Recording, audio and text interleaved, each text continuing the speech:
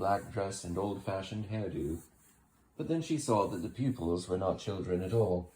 Dimly, by the queer candlelight, she saw them, disembodied faces swimming green in the shadows. 2 old ladies, an elderly man with a round, dimpled face, 3 more ladies rather younger, and a 7th, whom she took at first glance to be a child, till she saw that he was a dwarf, quite middle-aged. Oh!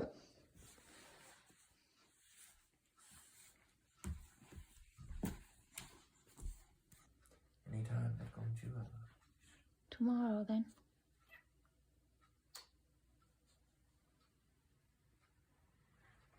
Oh, look at you. Giỏi quá. Ô, giỏi quá.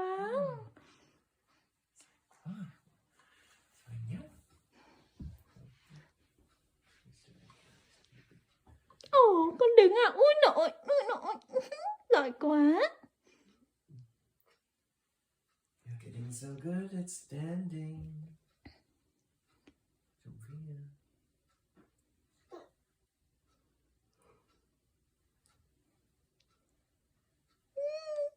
Nhiều lắm.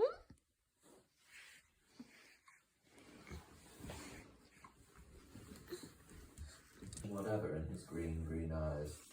The woman beckoned again. Mary walked up the steps toward her.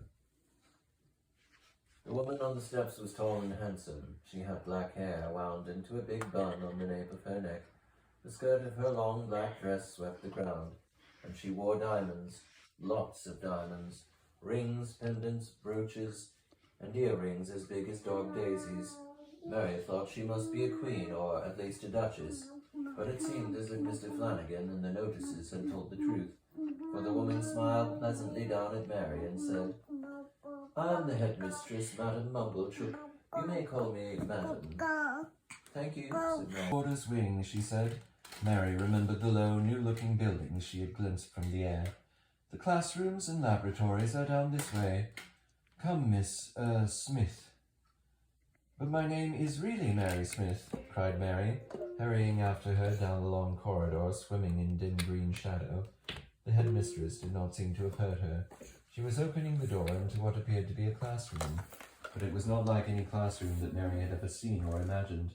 For one thing, it was dark, so dark that at first Mary could hardly make out the faces of the pupils, who sat in the desks below the teacher. Also, it was small. There were only 7 pupils. The light, what there was of it, came from a single candle, which burned with a bright green flame and made the face of the teacher who leaned over it look very peculiar indeed.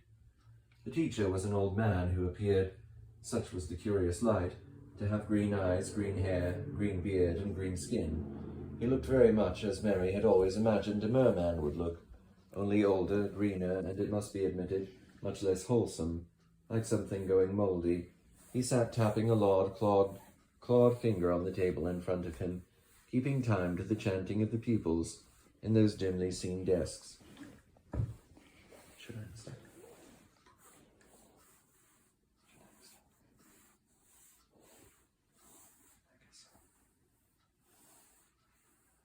No, keep going.